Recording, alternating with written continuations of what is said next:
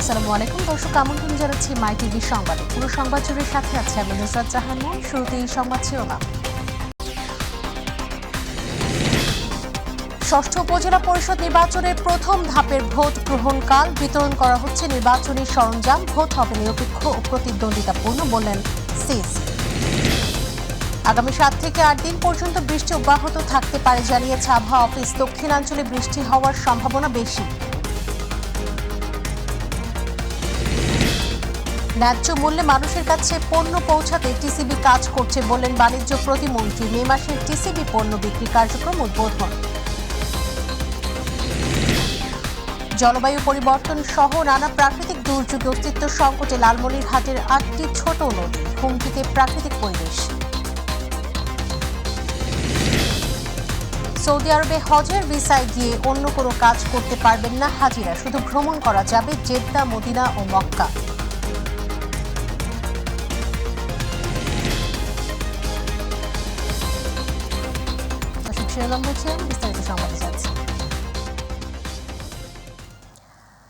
ষষ্ঠ উপজেলা পরিষদ নির্বাচনের প্রথম ধাপে 140 উপজেলায় আগামীকাল ভোট গ্রহণ করা হবে। এর মধ্যে 22টিতে ইভিএম এবং বাকিগুলোতে ব্যালটে ভোট গ্রহণ অনুষ্ঠিত হবে। আজ বিভিন্ন কেন্দ্রে বিতরণ করা হচ্ছে নির্বাচনী সরঞ্জাম। 3টি পদে মোট 1635 জন প্রার্থী প্রতিদ্বন্দ্বিতা করছেন। এর মধ্যে চেয়ারম্যান পদে 570, ভাইস চেয়ারম্যান 625 এবং মহিলা ভাইস চেয়ারম্যান পদে 440 জন প্রার্থী রয়েছেন। ভোটের পরিবেশ শান্ত রাখতে কম ঝুঁকিপূর্ণ এলাকায় সাধারণ কেন্দ্রে 17 জন ও গুরুত্বপূর্ণ কেন্দ্রে 18 বা 19 জন আইনশৃঙ্খলা রক্ষাকারী বাহিনীর সদস্য মোতায়েন করা থাকবে। এছাড়া পার্বত্য ও দুর্গম এলাকায় সাধারণ কেন্দ্রে 19 জন এবং গুরুত্বপূর্ণ কেন্দ্রে 20 বা 21 জন আইনশৃঙ্খলা রক্ষাকারী বাহিনীর সদস্য মোতায়েন থাকবে।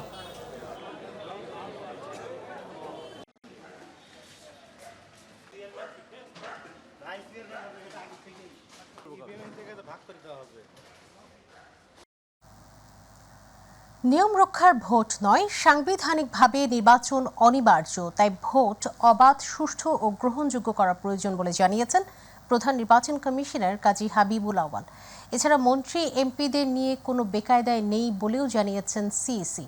এবারে প্রথম ধাপের ষষ্ঠ উপজেলা নির্বাচন হচ্ছে 140টি উপজেলায়। আইনশৃঙ্খলা রক্ষায় থাকছে 418 প্লাটুন বিজিবি।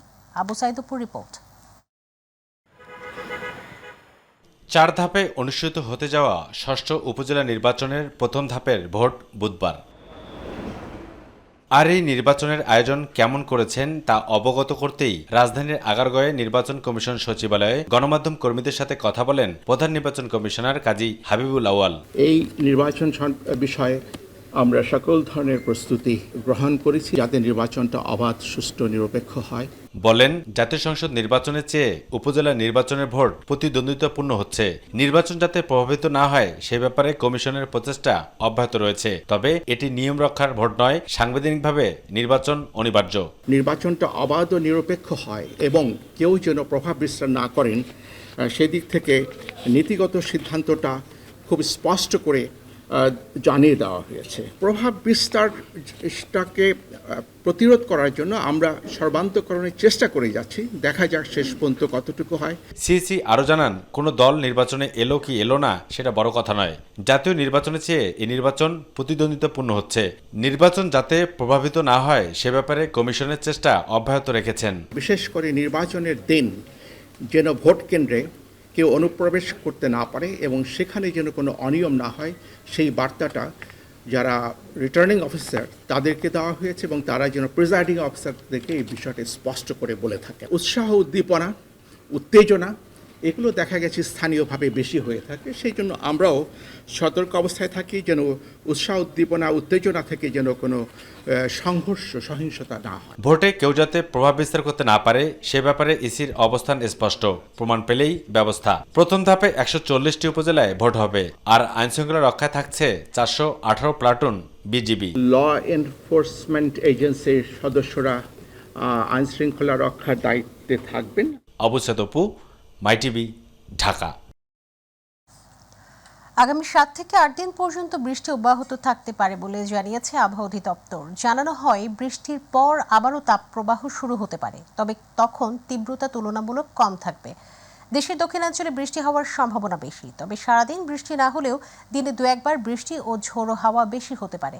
এদিকে ঝড় বৃষ্টি শুরু হলে খোলা স্থানে না থাকার পরামর্শ দিয়েছে আবহাওয়া অফিস। গতকাল দেশের সর্বোচ্চ বৃষ্টিপাত রেকর্ড করা হয়েছে ফেনীতে ১৩০ মিলিমিটার। আবহাওয়া অফিস আরও জানিয়েছে, রাজধানীতে বিকেলের পর ঝড় বৃষ্টি হওয়ার সম্ভাবনা রয়েছে। প্রবাহ কিন্তু আজ থেকে আমরা আশা করছি প্রশমিত হয়ে যাবেন। তবে বর্তমান চলমান যে কালবৈশাখী ঝড় সহ যে বজ্রপাত এবং শিলাবৃষ্টির যে আশঙ্কা আছে তা আপাতত আগামী 11 তারিখ অথবা 12 তারিখ পর্যন্ত দেশের উপর বিচ্ছিন্নভাবে অব্যাহত থাকার সম্ভাবনা আছে এবং এর পরবর্তীতে বৃষ্টিপাতের পরিমাণ এবং ঝড় বৃষ্টির পরিমাণ কিছুটা কমে যাওয়ার সম্ভাবনা আছে। তখন তাপমাত্রা আবার কিছুটা বৃদ্ধির দিকে চলে যাওয়ার সম্ভাবনা আছে। বাণিজ্য প্রতিমন্ত্রী আহসানুল ইসলাম টিটু বলেছেন, শুধু ভর্তুকি দিয়ে নয়, প্রতিটি পণ্য যেন ন্যায্য মূল্যে মানুষের কাছে পৌঁছাতে পারে সেজন্য টিসিবি কাজ করছে। রাজধানীর বাড়িধারা এলাকায় টিসিবি পণ্য বিক্রি কার্যক্রমের উদ্বোধন অনুষ্ঠানে এই কথা বলেন তিনি। প্রতিমন্ত্রী বলেন, নিত্য প্রয়োজনীয় পণ্য যেন মানুষের কাছে পৌঁছে দিতে পারে, এটাই ছিল টিসিবির উদ্দেশ্য। নিত্য প্রয়োজনীয় পণ্যের সরবরাহ ঠিক রাখতে পারলে কেউ কারসাজি করতে পারবে না বলেও জানিয়েছেন প্রতিমন্ত্রী। একটা পার্মানেন্ট দোকানের ব্যবস্থা করতে, যেখান থেকে টিসিবির পণ্যটা সুবিধাজনক সময়ে আমাদের সুবিধাভোগীরা কার্ড দেখে নিতে পারবে। ডলারের সংকট ছিল, তারপরেও 13.5 লক্ষ মেট্রিক টন খাদ্যশস্য নিত্য প্রয়োজনীয় জিনিস উনি কিন্তু ইম্পোর্টের ব্যবস্থা করে দিয়েছিলেন। নিত্য প্রয়োজনীয় জিনিসের সরবরাহটা নিশ্চিত রাখতে পারি, তাহলে কিন্তু কেউ কারসাজি করতে পারবে না। জলবায়ু পরিবর্তনের প্রভাবে অনাবৃষ্টি সহ নানা প্রাকৃতিক দুর্যোগ, উজানের একতরফা পানি প্রত্যাহার আর কার্যকর উদ্যোগের অভাবে অস্তিত্ব সংকটে পড়েছে লালমনিরহাটের 8টি ছোট নদী। এতে হুমকিতে পড়েছে পরিবেশ, বিরূপ প্রভাব পড়ছে নদীর উপর নির্ভরশীল মানুষের জীবন জীবিকায়। নদীগুলো বাঁচাতে কার্যকর উদ্যোগ চান স্থানীয়রা। প্রতিনিধি মাহফুজ রাজুর রিপোর্টে বিস্তারিত। নেই বৃষ্টি, আসছে না উজান থেকেও পানি। বৈশাখের খরতাপে পুড়ে খাঁ করছে রত্নাই, স্বর্ণামতী, সতী, ত্রিমোহনী সহ লালমনিরহাটের 8টি ছোট নদী। একসময় যেখানে পানির প্রবাহের সাথে মিশে একাকার হতো কৃষি, মৎস্য সহ আর্থিক সংস্থানের নানা আয়োজন। পানি না থাকায় ব্যাহত হচ্ছে মাছের প্রজনন, বিলুপ্ত হচ্ছে দেশীয় নানা প্রজাতির মাছ। অন্যদিকে ভূগর্ভস্থ পানির স্তর নিচে নামছে প্রতিনিয়ত। নাব্যতা সংকটে হারিয়ে গেছে নৌপথগুলো। আগের মতো দেখা মেলে না নৌকার, হারিয়ে যাচ্ছে ভাওয়াইয়া ভাটিয়ালির সুর। আগে তো পানি এসেছিল, এলা তো পানি নেই, এলা তো আবার সবাই তো মানুষের করিবার হয় না। পানি তো বহুত ছিল, তখন তো নৌকা পার হওয়া হয়েছিল। নদী রক্ষায় পানি উন্নয়ন বোর্ডের প্রকল্পের আওতায় 3টি নদীর 85 কিলোমিটার খননের পাশাপাশি 2 ধার উঁচু করার কথা থাকলেও কাজের কাজ হয়নি।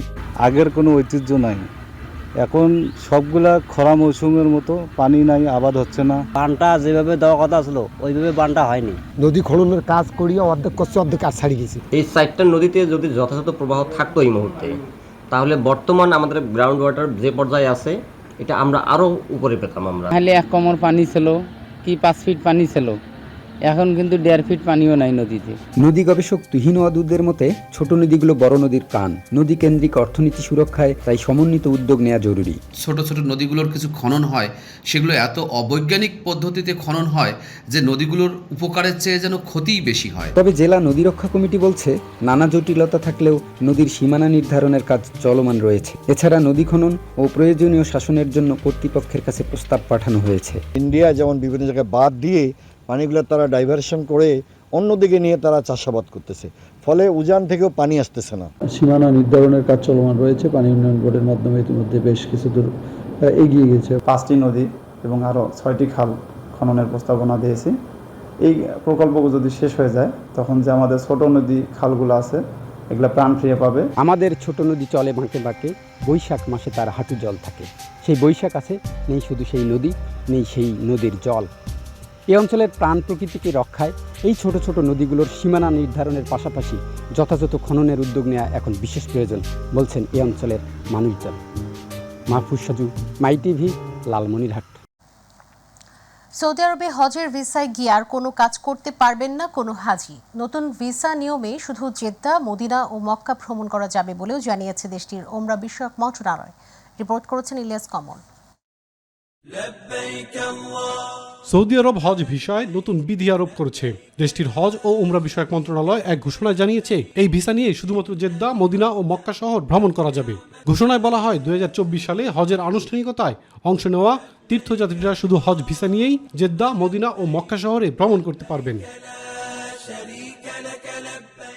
মন্ত্রণালয় জানিয়েছে, সৌদি আরবে কোনো কাজ করা, বসবাস বা নির্ধারিত শহরের বাইরে ভ্রমণের জন্য হজ ভিসা বৈধ নয়। এই বিধিনিষেধ লঙ্ঘনকারী ভবিষ্যতে হজে অংশ নেওয়ার অনুমতি নাও পেতে পারেন। তাকে দেশ থেকেও বের করে দেওয়া হতে পারে। মন্ত্রণালয় আরও জানিয়েছে, উপসাগরীয় সহযোগিতা পরিষদের দেশগুলো ছাড়া যেসব আন্তর্জাতিক দর্শনার্থী হজ পালন করতে চান তাদের অবশ্যই হজ ভিসা নিতে হবে। হজ ভিসা শুধু হজ মৌসুমের জন্যই বৈধ। এই সময়ের মধ্যে হজ ভিসা নেওয়া ব্যক্তিদের উমরা পালন বা যে কোনো ধরনের আর্থিক বা অবৈতনিক কাজের ব্যাপারে নিষেধাজ্ঞা দেওয়া হয়েছে।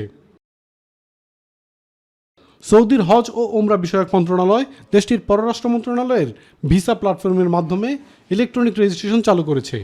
হজ ভিসার আবেদনের জন্য ভিসা প্ল্যাটফর্মে লগ ইন করে উপযুক্ত পরিষেবা নির্বাচন ও প্রয়োজনীয় নথি জমা দিতে হবে। সব নিয়ম নীতির প্রতি সম্মতি জানিয়ে আগে থেকেই ভিসার জন্য আবেদন করার পরামর্শ দিয়েছে মন্ত্রণালয়। সম্পূর্ণ প্রক্রিয়া সম্পন্ন করতে সাধারণত 3 কার্যদিবস পর্যন্ত সময় প্রয়োজন হয়। ইলিয়াস কমল, মাই টিভি। শরীয়তপুরে নড়িয়ার সরকারি খাল প্রভাবশালীদের দখলে নেয়ার অভিযোগ উঠেছে। শত বছরের খালের জায়গা দখল করে গড়ে উঠেছে মার্কেট সহ অবৈধ স্থাপনা। অস্তিত্ব হারিয়ে খালগুলো এখন পরিণত হয়েছে নালায়। দখল দূষণের বিরুদ্ধে এলাকাবাসী সোচ্চার হলেও মিলছে না প্রতিকার। খালগুলো দখলমুক্ত করার আশ্বাস উপজেলা প্রশাসনের। প্রতিনিধি সজীব শিকদারের রিপোর্ট, জানাচ্ছেন শামসাবিজ উচ্ছ্বাস। দখল দূষণের কবল পড়ে অস্তিত্ব সংকটে পড়েছে শরীয়তপুরের নড়িয়া উপজেলার মশুরা খাল। স্থানীয় প্রভাবশালীরা খালটির দুপারে অবৈধভাবে স্থাপনা নির্মাণ করায় বন্ধ হয়ে পড়েছে খালের পানি প্রবাহ। এছাড়া খালের উপর বাসাবাড়ি, বাজারের ময়লা আবর্জনা ফেলায় এখন ব্যবহারের অনুপযোগী হয়ে পড়েছে পানি। হুমকির মুখে জীববৈচিত্র্য, বিপন্ন হচ্ছে পরিবেশ। আমরা যাতায়াত করতাম, এখানটা 30টি বারও চলছে, বিশাল খাল ছিল। ওই অংশটা কেটে এখানে ভরাট করে খালের মধ্যে ঢুকিয়ে দিয়েছে। আমাদের এখানকে দখলকে নিয়ে সে ওটা করছে। এখন আমরা চাচ্ছি যে আমাদের এই জায়গা বুঝাই দেওয়ার জন্য। স্থানীয়দের অভিযোগ, কর্তৃপক্ষের উদাসীনতায় খালের এমন মারাত্মক আকার ধারণ করেছে। ভরাট করে আমাদের প্রতি সম্পত্তি খাল কাইটা নেওয়া হয়েছে। জেনুইন সম্পত্তি, আমাদের কাগজপত্র আছে, আমরা খাল না দেই। খালের যে যতটুকু জায়গা ঠিক তার ততটুকুর ভিতরে কাজ করে, কিন্তু অন্যের জায়গার ভিতরে যাদের বসত বাড়ি আছে তাদের যেন সম্পত্তি যেন না যায়। স্থানীয় জনপ্রতিনিধি ও উপজেলা প্রশাসন বলছে, খাল উদ্ধারে অবৈধ দখলদারের বিরুদ্ধে দ্রুত ব্যবস্থা নেওয়া হবে। আমাদের এই খালটি যাতে উদ্ধার করা হয়, এই প্রভাবশালীদের হাত থেকে এই খালটি উদ্ধার করা হয়। আমি সেখানে ইউনো মহোদয়, এসিডেন্ট মহোদয় ছিলেন, ওসি মহোদয় ছিলেন। আমি সেখানেও আইন শৃঙ্খলা মিটিং আমি বক্তব্য দিতে বলেছি। আমরা পুনরুদ্ধার করার সর্বোচ্চ চেষ্টা করব। তার পূর্ণরূপ, আগের যে রূপ আছে সেটিকে আমরা সেই জায়গায় ফিরিয়ে কিভাবে নেওয়া যায় সর্বোচ্চ চেষ্টা করব। ব্রিটিশ আমলে তৈরি করা প্রায় 700 মিটার মশুরা খাল দিয়ে একসময় বড় বড় নৌকা চলাচল করলেও এখন প্রায় হারিয়ে গেছে সেটি। ভোজেশ্বর বাজার বন্দর হয়ে খালটি সরাসরি কৃত্তিনাশা নদীর সাথে যুক্ত। শামসাবিজ উচ্ছ্বাস, মাই টিভি নিউজ ডেস্ক। এবার আমাদের কৃষি।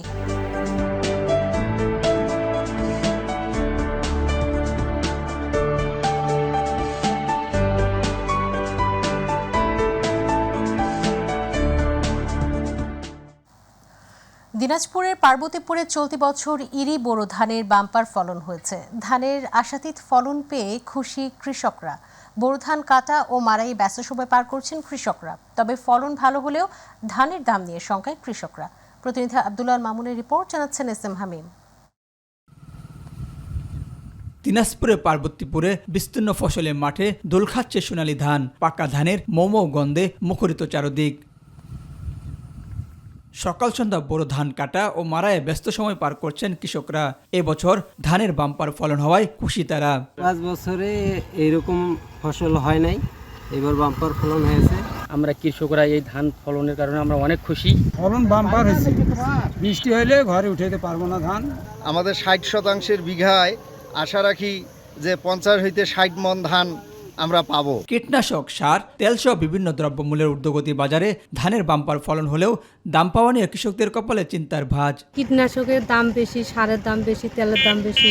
যদি আরেকটু ধানের দামটা বেশি হতো তাহলে কৃষক ভাইদের অনেক উপকারে আসতো। সরকারের কাছে আবেদন আছি, আমরা যেন আমাদের ন্যায্য মূল্য পাই, তাহলে আমরা কৃষকরা মাঠে বেঁচে থাকবো। আবহাওয়া অনুকূলে থাকা ও কৃষি বিভাগের প্রচেষ্টায় এবার ফলন ভালো হয়েছে বলে জানিয়েছে স্থানীয় কৃষি বিভাগ। কৃষকরা অনেক বেশি সচেতন হয়েছে, আমাদের মাঠ পর্যায়ের কর্মকর্তারা রয়েছে, তারা কৃষকদের পাশে সার্বক্ষণিক অবস্থান নিয়েছে এবং কৃষকদের মাঝে পরামর্শ দিচ্ছে। এর ফলে আমাদের জমিতে ধানের যে উৎপাদন লক্ষ্য করা যাচ্ছে, যাতে করে আমাদের ভালো ফলন হবে, এটা আমরা আশাবাদ ব্যক্ত করছি। উপজেলায় এই বছর 22,768 হেক্টর জমিতে বোরো ধানের চাষ হয়েছে। SM হামিম, মাই টিভি। এই সাথে সংবাদের শেষ প্রান্তে আমরা শিরোনাম জানিয়ে দিচ্ছি আরও একবার। ষষ্ঠ উপজেলা পরিষদ নির্বাচনের প্রথম ধাপের ভোট গ্রহণকাল, বিতরণ করা হচ্ছে নির্বাচনী সরঞ্জাম, ভোট হবে নিরপেক্ষ, প্রতিদ্বন্দ্বিতাপূর্ণ বললেন সিইসি।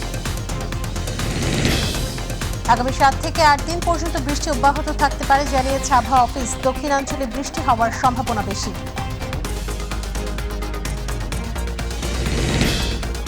ন্যায্য মূল্যে মানুষের কাছে পণ্য পৌঁছাতে টিসিবি কাজ করছে বলেন বাণিজ্য প্রতিমন্ত্রী। মে মাসে টিসিবি পণ্য বিক্রি কার্যক্রম উদ্বোধন। জলবায়ু পরিবর্তন সহ নানা প্রাকৃতিক দুর্যোগে অস্তিত্ব সংকটে লালমনিরহাটের 8টি ছোট নদী হুমকিতে প্রাকৃতিক পরিবেশ। সৌদি আরবে হজের ভিসায় গিয়ে অন্য কোনো কাজ করতে পারবেন না হাজিরা, শুধু ভ্রমণ করা যাবে জেদ্দা, মদিনা ও মক্কা।